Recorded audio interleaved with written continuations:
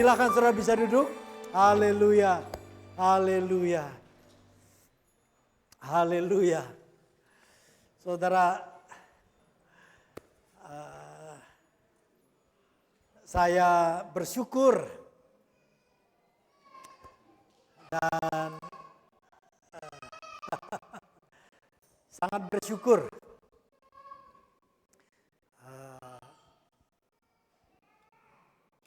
thank you untuk orang tua yang tetap membawa anak-anaknya ke rumah Tuhan. Ya. Saudara, dengan cuaca yang sangat panas ini tidak mudah bawa anak kecil, ya, bawa apa namanya itu baby cart itu, saudara. Tadi waktu pastor masuk situ, saya ketemu dengan beberapa rekan jemaat yang bawa anak-anaknya, ya, dan anak-anaknya pada keringet-keringetan semua. Dan waktu ketemu saya masih pada loyo karena kepanasan, tidak heran. Tapi orang tua tetap membawa anak-anak ke rumah Tuhan. Dan saya percaya janji Tuhan bahwa seperti Yosua, me and my household, we worship God and we serve Him alone. Aku bersama keluargaku, kami menyembah Allah yang hidup dan melayani Dia saja. Thank you untuk orang tua yang tidak mudah bawa anak-anak naik, apalagi yang naik kereta api, sudah panas-panas, ya. Tapi melatih anak-anak untuk belajar mencintai rumah Tuhan. Beberapa minggu yang lalu, pastor itu ngobrol-ngobrol dengan beberapa jemaat di tempat kita pelayanan pagi.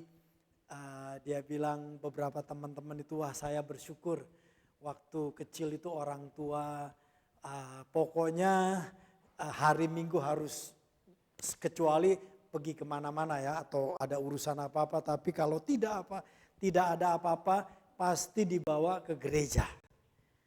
Jadi mereka bilang kami bersyukur bahwa di keluarga kami sepertinya dipaksa untuk ke gereja, ya. Saudara, satu anugerah buat kita terus boleh memberikan teladan kepada anak-anak mencintai rumah Tuhan. Praise the Lord, thank you bro. Ya, panas-panas dia pun sudah berkeringetan semua, ya. Dan Anda tetap berada di rumah Tuhan. God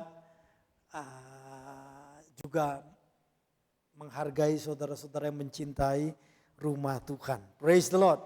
Praise the Lord. Terus kita boleh belajar mengasihi Tuhan dan setia kepada Tuhan. Amin. Haleluya. Ini akan terus semakin panas habis ini. Musim hujan mungkin sebentar lagi berakhir mungkin, ya, karena sebenarnya bulan Juni sampai awal Juli biasa di Jepang adalah musim hujan sampai kurang lebih bahkan pertengahan Juli, ya. Hopefully sebentar lagi selesai musim hujan, tapi setelah itu semakin panas dan panas. Make sure semua rekan-rekan banyak minum air putih atau air teh, ya, supaya cool down the body, ya, karena kita butuh, tubuh kita butuh air. Seperti demikian juga jiwa kita dan roh kita butuh air firman Tuhan. Amin. Di tengah-tengah cuaca yang panas, tubuh yang panas, saudara, kiranya kita boleh didinginkan, diademkan dengan ibadah kepada Tuhan, fokus kepada Tuhan, dan juga mendengarkan firman-Nya. Bulan ini tema yang diberikan adalah a teachable spirit. A teachable spirit, yaitu roh yang mau diajar, hati yang bisa diajar. Untuk apa? Yaitu untuk kelanjutan pertumbuhan rohani, juga pertumbuhan atau perubahan karakter menjadi karakter yang benar, ya. Nah, hari ini pastor akan berbicara kisah dua raja. Bukan kitab dua raja tapi dua raja. The Tale of Two Kings. Kisah dua raja. Yang pertama yaitu Raja Herod. Ya, saudara sering sekali mendengar Raja Herod. Kalau saudara dari kecil sudah di gereja biasanya tidak heran dengan nama Raja Herod. Kita lihat di dalam Markus pasal 6. Markus pasal 6 ayat 14 sampai 17. Kita baca dulu ya. Markus pasal 6 ayat 14 sampai 17. Raja Herodes juga mendengar tentang Yesus sebab namanya sudah terkenal. Dan orang mengatakan, Yohanes Pembaptis sudah bangkit dari antara orang mati. Dan itulah sebabnya kuasa-kuasa itu bekerja di dalam dia, di dalam Yesus. Nah, waktu ini Yesus sudah menjadi dewasa, sudah besar, sudah melakukan pelayanan dan pekerjaan melayani disertai dengan kuasa-kuasa yang bekerja melalui kehidupan Tuhan Yesus. Ayat 15, yang lain mengatakan dia, orang-orang berkata dia atau Yesus itu Elia, itu Nabi Elia. Yang lain mengatakan lagi dia, Yesus itu seorang nabi sama seperti nabi-nabi yang dahulu. Ayat 16, waktu Herodes, Raja Herodes mendengar hal itu, ia berkata, bukan, dia itu Yohanes yang sudah kupenggal kepalanya dan yang bangkit lagi. Ayat 17, sebab memang Herodeslah yang menyuruh orang menangkap Yohanes dan membelenggunya di penjara berhubungan dengan peristiwa Herodias, istri Filipus, saudaranya, karena Herodes telah mengambilnya sebagai istri. Jadi kisah dua raja ini dua-duanya nanti ceritanya mengambil istri orang. Kita lihat di sini Herodes mengambil istri daripada Filipus. Siapa Filipus? Filipus itu saudara tirinya, brothernya sendiri tapi dari lain ibu, ya, saudara tiri. Istrinya diambil yang bernama Herodias ini oleh Herodes, diambil menjadi istrinya. Nah, sebelum saya lanjutkan, Herodes ini yang di Markus pasal 6 ini bukan Herodes pada waktu Yesus dilahirkan. Kita tahu pada waktu Yesus dilahirkan, kisah Christmas ada Raja Herodes juga. Tapi itu adalah Herodes Agung atau kalau bahasa Inggrisnya King Herod the Great. Herodes Agung. Setelah Yesus menjadi dewasa, Herodes Agung itu meninggal. Anaknya, beberapa anaknya meneruskan menjadi raja-raja di sekitar sana. Salah satu anaknya bernama Herodes, yaitu Herodes Antipas. Jadi di dalam Markus pasal 6 ini Raja Herodesnya adalah Herodes Antipas. Karena Yesus sudah menjadi dewasa, nah dia menjadi raja satu wilayah namanya wilayah Galilea. Nah pada waktu zaman itu kerajaan Romawi yang mengontrol wilayah di sana ya. Dari kerajaan Romawi dengan ibu kotanya di kota Rom, memerintah juga atau menjadi penguasa daripada wilayah-wilayah Timur Tengah termasuk wilayah tanah Israel. Nah, jadi oleh Kaisar Romawi, salah satu keluarga Herod Agung itu anak-anaknya memerintah beberapa wilayah ya. Nah, Filipus memerintah di sebelah Sungai Yordan, sebelah timur Sungai Yordan, sedangkan Herodes Antipas memerintah di Galilea dan sebelah barat daripada Sungai Yordan. Ya. Nah ini kita melihat terjadi satu kekacauan di dalam keluarga Herodes, bahwa Herodes Agung ini, anaknya Herodes Antipas, merebut istri Filipus, saudaranya itu yang bernama Herodias, mengambilnya dan menjadi istri. Ya. Nah, jadi dua raja ini berbicara, raja yang mengawali salah satu perjalanan itu mengambil istri orang. Dari sini kita akan lihat bagaimana Yohanes Pembaptis itu dibunuh, kepalanya dipenggal oleh Herodes ini. Ayat 18, kita mulai baca sampai 29 pelan-pelan.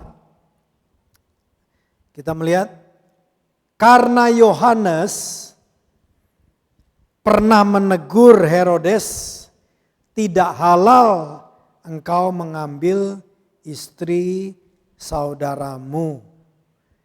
Karena itu, karena teguran Yohanes Pembaptis sebagai nabi yang terakhir dalam perjanjian lama yang memasuki perjanjian baru, dia nabi yang terakhir, dia menegur Herodes. Tapi yang sakit hati adalah perempuan istri Filipus yang diambil menjadi istrinya Herodes ini yang sakit hati. Karena itu ayat 19, Herodias menaruh dendam pada Yohanes dan bermaksud untuk membunuh dia, tetapi tidak dapat.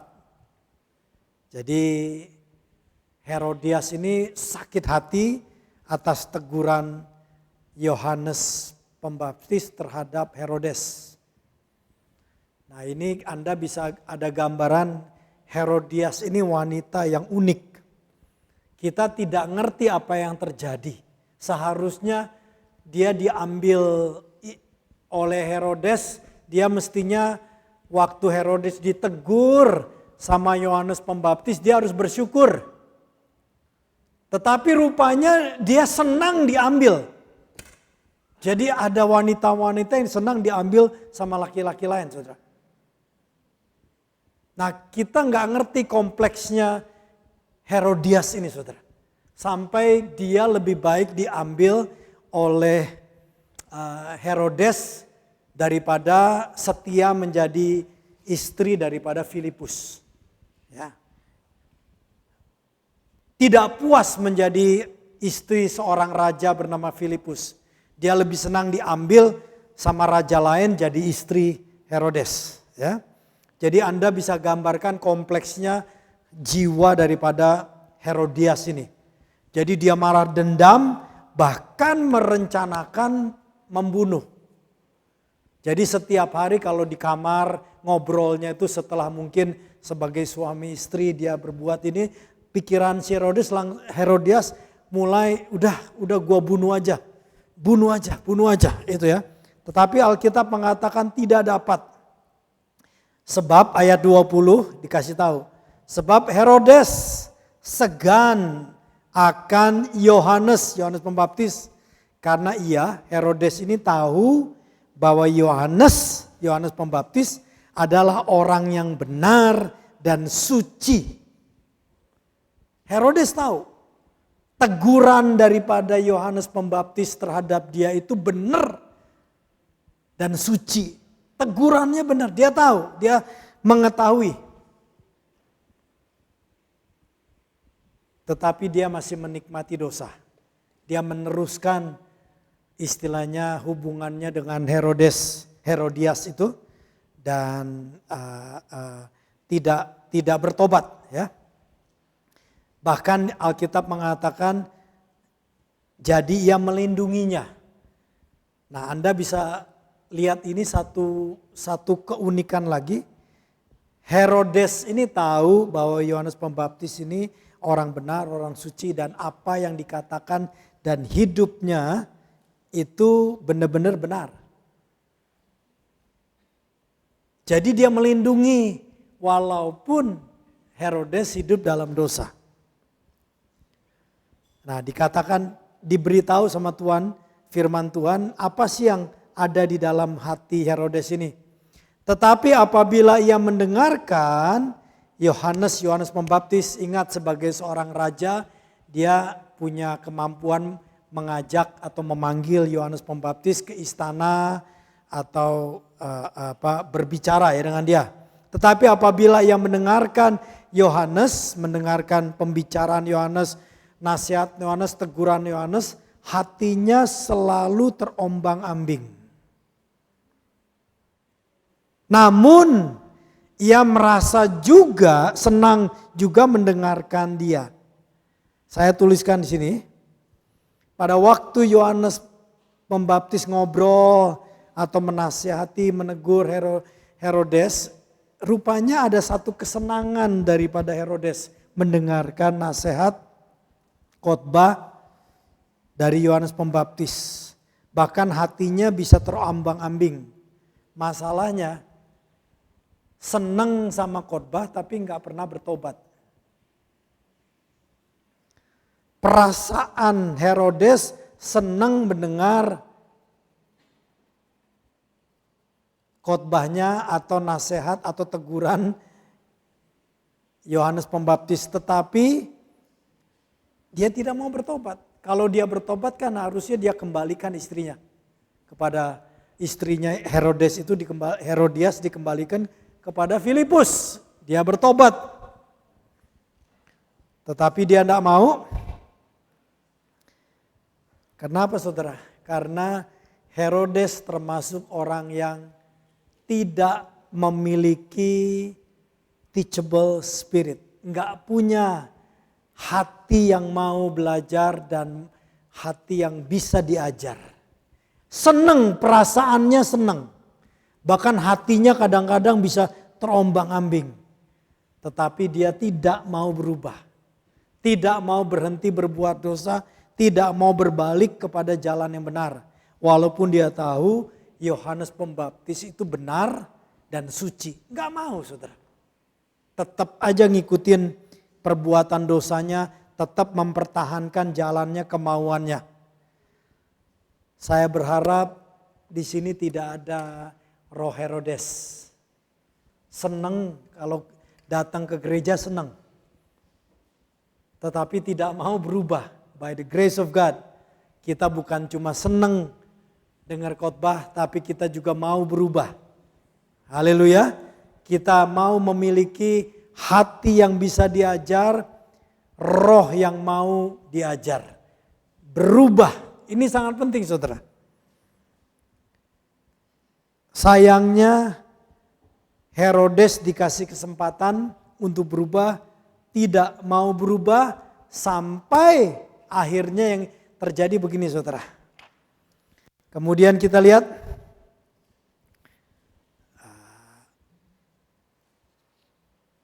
sebentar sebelum saya masuk ini ada perkataan menarik. Karena Herodes ini segan dengan Yohanes dan dia tahu bahwa Yohanes itu orang benar dan suci, jadi ia melindungi Yohanes Pembaptis ini. Dilindungi. Secara fisik seolah-olah Raja Herodes melindungi Yohanes Pembaptis. Tetapi dalam pandangan Tuhan, sebenarnya yang melindungi Herodes itu adalah Yohanes Pembaptis. Raja Herodes merasa dirinya melindungi Yohanes, tetapi kebenaran sejati adalah teguran keras dari Yohanes Pembaptis itu melindungi Raja Herodes Antipas dari dosa yang akan membawa dia ke neraka. Saya ulangi lagi saudara, Herodes merasa bahwa dia melindungi Yohanes Pembaptis, tetapi dalam pandangan Allah melalui teguran yang keras daripada Yohanes Pembaptis, kebenaran sejati bahwa Yohanes Pembaptis justru melindungi Raja Herodes dari dosa yang akan membawa dia ke neraka. Mengambil istri orang pasti masuk neraka. Jangan pernah Anda bermimpi ngambil istri kecuali ada pertobatan yang sungguh-sungguh. Nah di sini sayangnya Herodes tidak pernah bertobat saudara. Nanti Kita belajar ya. Nah di sini pada waktu dia tidak mau bertobat juga, padahal di dalam pandangan Tuhan teguran Yohanes itu diberikan kepada Herodes karena cinta Allah akan jiwa Herodes.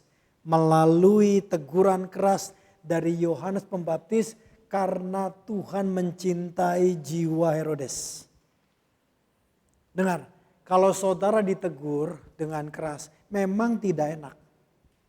Tapi kalau itu salah, belajar kita mau diajar.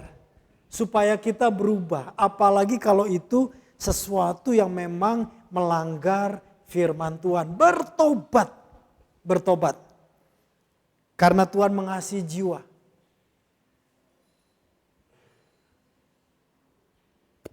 Saudara, karena tidak ada pertobatan juga, ada ayat mengatakan, ayat 21, kita baca. Akhirnya, perhatikan akhirnya saudara. Jadi rupanya apa? Teguran demi teguran, kemudian dipenjara, akan ketemu dengan Herodes. Yohanes Pembaptis nasihatin lagi, bro, kamu bertobat bro. Kembalikan istri. Filipus balik bro, bertobat bro, ayo bro. Kalau enggak kamu masuk neraka loh. Kamu kan raja nanti berperang. Kalau pas musuhmu lebih kuat kamu mati gimana bro? Kira-kira begitu. Ya iya gimana John? Ya gimana John? Tapi ya kamu tahulah si Herodias susah diatur. Gini. Kita nggak urusan Herodias, kamu loh. Kamu bertobat. Ya gimana dia senang. Nanti dia balik lagi ke istananya. Ketemu Herodias nggak mau bertobat lagi. Akhirnya setelah sekian waktu ditungguin, akhirnya waktu kasih karunia kira-kira selesai. Akhirnya tiba juga kesempatan yang baik bagi Herodias. Maksudnya apa? Kesempatan baik bagi Herodias yaitu apa yang menjadi dendam dia kepada Yohanes Pembaptis terlaksana.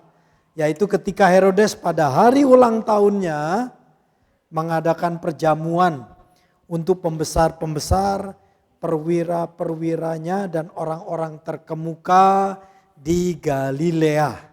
Jadi pada ada ulang tahun. Nah, pastikan pada ulang tahun jangan hanya sekedar pesta. Nah ini dia pesta doang. Dia ulang tahun, dia berpesta para pembesarnya dan tentu sebagai raja orang kafir lagi. Dia pasti banyak minuman, banyak alkohol dan sebagainya saudara. Ya, pembesarnya ada pesta perjamuan besar, ayat 22. Pada waktu itu juga banyak penari-penari termasuk di dalamnya adalah anak remaja daripada Herodias perempuan ini ya. Pada waktu itu anak perempuan Herodias tampil lalu menari dan ia menyukakan hati Herodes dan tamu-tamunya. Ingat pada waktu itu mereka pasti ada minuman dan sebagainya. Raja sudah ada sesuatu kita nggak ngerti apa yang dilihat. Kemudian raja begitu suka akan tarian itu. Ngomonglah raja sama gadis itu. Minta daripadaku apa saja yang kau ingini. Maka akan kuberikan kepadamu. Ayat 23 lalu bersumpahlah Herodes itu kepada perempuan itu, kepada anak perempuan Herodias itu, apa saja yang kau akan minta ku berikan sekalipun setengah dari kerajaanku. Nah ini sudah ngaco saudara, setengah daripada kerajaannya akan diberikan kepada remaja itu katanya. Ayat 24. Anak itu buru-buru pergi kepada ibunya, yaitu Herodias, dan tanya apa yang harus kuminta. Jawab ibunya, yaitu Herodias, kepala Yohanes Pembaptis. Saudara lihat, orang kalau sudah dikuasai dengan kebencian, pikirannya aneh-aneh saudara. Dikasih yang baik setengah kerajaan, maunya cuma satu kepala, Yohanes Pembaptis. Apa gunanya kepala Yohanes Pembaptis? Tetapi bagi Herodias, dendam itu harus lebih penting menyelesaikan. Memenuhi dendam itu. Jadi sudah akal sehatnya tidak ada. Saudara, Tuhan Yesus mengajarkan, ampunilah orang yang bersalah kepadamu. Kenapa saudara? Karena sakit hati itu membuat seseorang itu sudah tidak waras. Karena itulah hati kita harus belajar mengampuni, selalu mengampuni, selalu mengampuni. Setiap hari kita mengampuni. Sama seperti kita berdoa untuk minta makanan. Berikanlah makanan kami setiap hari. Begitupun kita minta hati kita ini mau mengampuni orang yang bersalah setiap hari. Kalau sudah terasuk seperti ini saudara, mengerikan. Apa gunanya kepala Yohanes Pembaptis? Tetapi bagi perempuan itu, kepala Yohanes Pembaptis sangat lebih besar daripada setengah kerajaan saudara. Sudah tidak masuk akal. Hati-hati, jaga hati kita dengan benar saudara. Kemudian kita melihat sini. Ayat 25, maka cepat-cepat anak perempuan itu pergi kepada raja dan meminta, aku mau supaya sekarang juga engkau berikan kepadaku kepala Yohanes Pembaptis di sebuah talam. Lalu sangat sedihlah hati raja. Tetapi karena sumpahnya dan karena tamu-tamunya yang tidak mau menolaknya, raja segera menyuruh seorang pengawal dengan perintah supaya mengambil kepala Yohanes. Orang itu pergi, kepala penjara itu pergi dan memenggal kepala Yohanes di penjara. Ayat 28, lalu ia membawa kepala itu di atas sebuah palam tempat ya, dan memberikannya kepada gadis itu, dan gadis itu memberikannya pula kepada ibunya. Cerita yang mengerikan. Ditulis di dalam Alkitab karena Alkitab mau terbuka kepada saudara dan saya. Mengerikan saudara. Melihat Herodias yang sangat, wanita yang sangat kompleks, sedih sekali, dikasih kesempatan untuk menyelamatkan jiwanya, dia tidak mau. Saking bencinya, saking dendamnya. Kemudian dendam dan kebencian itu bahkan mempengaruhi anak putrinya saudara. Dilatih dari remaja untuk seperti gitu, ngeri saudara. Bawa kepala orang yang darahnya masih netes-netes di piring, dikasih bawa ke mamanya. Saudara bisa, can you imagine betapa mengerikannya keluarga Herodias ini saudara. Anaknya pun sudah dilatih dengan satu kengerian yang luar biasa. Sayangnya tidak ada catatan bahwa Herodes maupun Herodias ini bertobat. Maka setelah beberapa tahun apa yang mereka lakukan, penghukuman Allah tiba. Dosa itu ada hukumannya. Tahukah saudara dan saya bahwa pada waktu Yesus mati di kayu salib dia memikul dosa. Dia memikul dosa saudara dan saya. Ada yang bayar untuk dosa kita, yaitu Yesus yang bersedia membayar dosa, hutang dosa kita. Karena itulah orang yang mau diselamatkan hatinya harus percaya kepada Tuhan Yesus yang mati di kayu salib. Karena setiap manusia sudah berdosa. Setiap dosa ada hukumannya. Kalau orang itu tidak bertobat, datang penghukuman.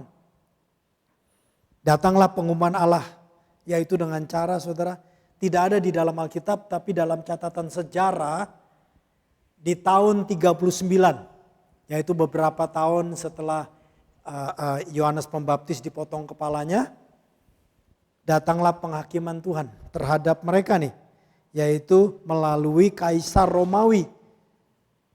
Kaisar Romawi di zaman itu namanya Caligula. Caligula itu mendengar info bahwa Herodes ini mau merencanakan pemberontakan. Akibatnya dia kirim pasukan, ditangkap Herodes itu dengan Herodias dan dibawa dan diasingkan ke satu wilayah yang sekarang menjadi negara Perancis. Sampai mati di sana, saudara. Tidak ada catatan dia bertobat, mereka bercoba, tidak ada. Yang ada adalah dalam sejarah dunia mereka diasingkan dan mati dalam pengasingan. Bukan cuma setengah harta diambil, semua kerajaan diambil. Akhirnya orang lain yang memerintah di tempat situ. Penghakiman Tuhan datang. Jangan berpikir bahwa orang yang berbuat kekejian, dosa terhadap Anda, kalau tidak bertobat orang itu, Tuhan yang punya waktu.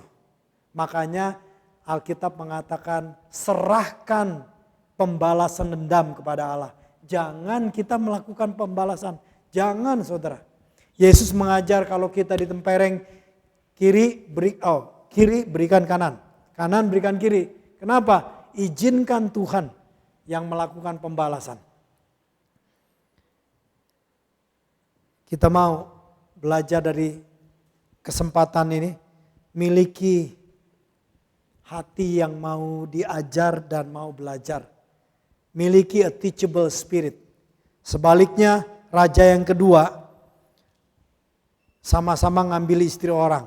Saudara bisa tebak, raja itu Raja Daud. Kita lihat Raja Daud, 2 Samuel. Kitab 2 Samuel, latar belakang 2 Samuel pasal 12. Daud sudah berdosa. Kemudian seorang nabi bernama Nathan datang menegur keras pada Daud. Ayat 9. Nabi Nathan menegur. Kita lihat pasal 12, 2 Samuel pasal 12 ayat 9. Mengapa engkau menghina Tuhan dengan melakukan apa yang jahat di matanya? Jadi kalau orang berbuat jahat di mata Tuhan, sebenarnya dia menghina Tuhan. Sebalik sama kalau kita berbuat sesuatu yang melanggar prinsip Alkitab, kita ini menghina Allah loh.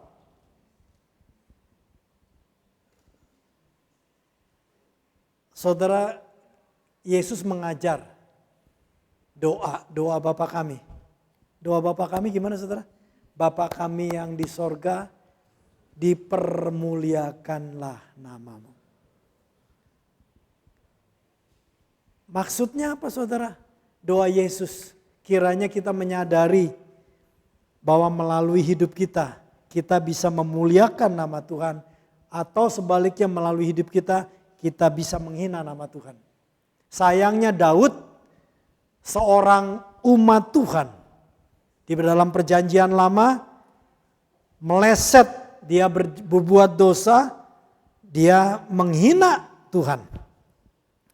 Melalui teguran ini dikatakan Uria orang Het itu kau biarkan tewas dengan pedang, istrinya, istri Uria kau ambil menjadi istrimu. Jadi raja yang kedua ini Daud juga masalahnya sama, ambil istri orang, saudara. Ambil istri orang, bahkan Daud lebih keji. Dibunuh suaminya juga si Uria ini. Jadi lebih kejam dari siapa? Herodes, saudara. Herodes cuma ngambil istri Filipus, ya, nggak dibunuh. Tetapi Daud ini mengambil istri Uria dan Urianya dibunuh. Ya. Tapi yang membedakan adalah respon Daud. Ayat 13. Lalu berkatalah Daud kepada Nathan. 13a. Kata Daud kepada Nathan, aku sudah berdosa kepada Tuhan. Dia mengakui langsung, begitu teguran keras datang, wah aku berdosa. Aku berdosa kepada Tuhan. Nah tentu ada akibatnya, yaitu anak yang lahir dari hubungan yang tidak benar dengan Batsheba meninggal, masih baby. Tetapi di sini kita lihat respon Daud, dia bertobat. Langsung ditegur, dia langsung berkata, aku sudah berdosa kepada Tuhan. Di sini kita lihat Daud memiliki a teachable spirit. Daud memiliki roh yang mau diajar dan hati yang bisa diajar. Waktu ditegur dengan keras sebagai raja, dia langsung bertobat. Cepat dia bertobat. Zep. Aku sudah berdosa. Dan luar biasanya setelah dia bertobat, Tuhan memakai dia untuk membuat nyanyian pengakuan dosanya, saudara. Kalau Anda baca di Mazmur 91, itu adalah gambaran dosa Daud. Jadi bayangin seorang raja, saudara, berdosa, dia bertobat dan akhirnya dia sadar, dia tidak, artinya dia terbuka akan dosanya, dia ceritakan kepada orang Israel dan menjadi satu lagu. Bayangin saudara, lagu ini menjadi lagu yang dinyanyikan oleh bangsa Israel turun-temurun. Karena Mazmur 51 itu berjudul begini. Mazmur 51 ayat 1 dan 2. Untuk pemimpin biduan, Mazmur dari Daud ketika Nabi Nathan datang kepadanya setelah ia menghampiri Batsheba. Batsheba itu istri daripada Uria yang diambil oleh Raja Daud. Jadi Mazmur ini menceritakan pertobatan Raja Daud, saudara. Kita bersyukur. Salah satu bagian teachable spirit adalah mau bertobat. Dan juga ada kerendahan hati. Daud itu raja yang besar pada zaman itu. Kalau dia tidak mau bertobat, Nathan kepalanya bisa hilang. Karena dia raja yang berkuasa zaman itu. Negara-negara di sekelilingnya takut kepada Daud. Dia bisa langsung bunuh Nathan. Tetapi kita bersyukur Daud memiliki teachable spirit. Di dalamnya ada kerendahan hati. Ada mau bertobat. Ada mau mengakui I'm sorry, aku sudah bersalah. Bahkan menceritakan kesalahannya itu dan pertobatannya di dalam lagu, saudara. Pelajaran dari perjalanan dua raja ini, yang satu tidak bertobat, tidak memiliki kerendahan hati, tidak memiliki hati yang mau diajar, mau berubah, akibatnya adalah kematian. Sebaliknya Raja Daud yang kita pelajari di sini, kita bisa berbuat salah. Manusia bisa berbuat salah. Daud seorang umat Tuhan, dia berbuat salah. Kita bisa berbuat salah, tetapi milikilah hati yang mau dan bisa diajar. Sehingga saat tiba teguran keras datang, kita dengan cepat memilih bertobat. Dengan cepat kita memilih merendahkan hati dan mau percaya bahwa Tuhan yang berkuasa memulihkan hidup kita. Haleluya. Milikilah teachable spirit. Baik dalam kehidupan sehari-hari, di dalam kehidupan rumah tangga kita. Kalau saudara suami istri ditegur oleh pasanganmu, jangan buru-buru emosi, tahan dulu. Karena mungkin biasanya kita yang salah. Ya, kalau saya ditegur istri saya dari 10 teguran, kayaknya 9 memang salah saya. Ya, yang satu emosi aja dia. Tapi biasanya memang saya yang salah. Nah, sebaliknya kalau kita tegur pasangan kita, makanya punya telinga dengar. Punya telinga hati yang mau diajar. Di tempat kerja seringkali terjadi saling tegur. Mungkin atasan kita menegur kita. Biasanya atasan kita ya shoganai lah. Apalagi kalau saco yang negur ya saco, yang gaji kita ya kita diem aja. Yang sulit itu kalau ditegur sama teman selevel. Apalagi teman yang Anda masukin kerja. Wah, itu Anda gak bisa terima. Gua yang istilahnya gua yang masukin kamu kerja, lu berani negor gua. Saudara nggak tahan. Kiranya kita boleh menjadi Raja Daud yang negor itu seorang nabi biasa. Tidak punya jabatan publik, tidak punya kekuatan apa-apa. Tapi justru Tuhan pakai seorang nabi yang tidak punya kekuatan jasmani apa-apa untuk menegur raja yang luar biasa. Kalau saudara ditegur sama orang yang anak kecil atau adik atau orang yang dianggap biasa, belajar punya telinga mau mendengar. Belajar punya telinga. Punya mulut seorang murid untuk belajar. Ya. Supaya kita boleh bertumbuh baik dalam kehidupan rohani dan terutama bertumbuh dalam karakter. Haleluya. Amin. Mari kita berdoa. Tuhan, terima kasih. Kami berterima kasih untuk hari ini kami mendengar firman-Mu dari perjalanan dua raja. Dua-duanya pernah berbuat salah, ngambil istri orang. Dua-duanya dikasih kesempatan untuk berubah, ditegur. Herodes ditegur oleh Yohanes Pembaptis sebagai nabi juga. Nabi terakhir memasuki era perjanjian baru. Dia dikasih kesempatan untuk bertobat karena Allah mengasihi jiwanya. Herodias dikasih kesempatan untuk juga bertobat dari kehidupan pribadinya. Dikasih kesempatan. Tetapi rupanya mereka berkeras hati, mereka tidak mau diajar. Roh mereka tidak bisa diajar. Akhirnya penghukuman datang. Sebaliknya raja yang lain yaitu Daud berbuat yang sama, mengambil istri orang, bahkan lebih kejam lagi membunuh suaminya. Dan diberikan kesempatan yang sama, Allah mengutus seseorang untuk menegurnya, seorang nabi yang biasa, tidak punya kekuatan, power, tentara dan sebagainya. Dan responnya, dia mau diajar, bisa ditegur. A teachable spirit, hati yang bisa diajar. Telinga yang mau mendengar. Dan mulut yang mau mengakui, aku telah berdosa terhadap Tuhan. Dan kami lihat dalam Alkitab perjalanan hidupnya berbeda. Tuhan pulihkan, walaupun ada hukuman tetapi Tuhan pulihkan.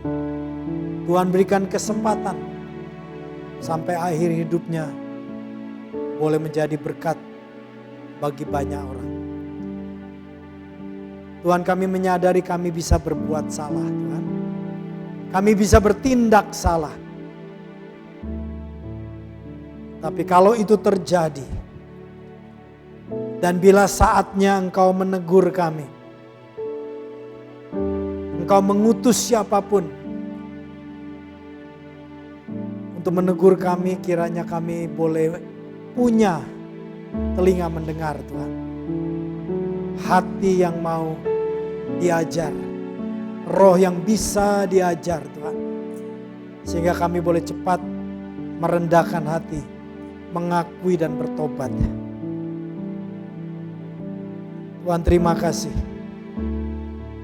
Karena kasih-Mu kepada manusia, manusia bersalah Engkau berikan kesempatan untuk berubah lewat teguran. Kami buka hati kami, Tuhan. Untuk kami boleh ditegur. Dan tolong kami memiliki a teachable spirit. Hati yang bisa diajar. Terima kasih Tuhan. Di dalam nama Yesus Kristus. Amin. Amin.